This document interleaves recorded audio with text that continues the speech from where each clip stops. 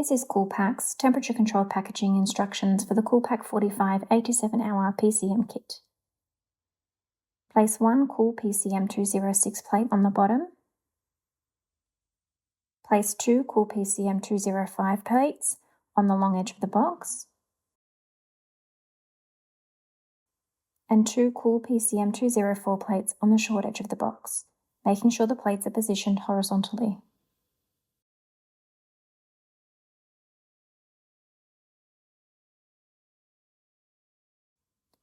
Place your maximum product load in the center.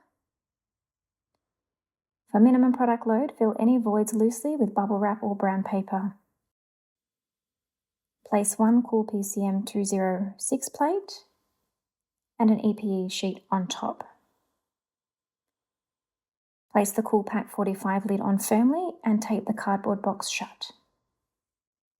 This temperature-controlled packaging system is universal, which means it can be used in both summer and winter seasons.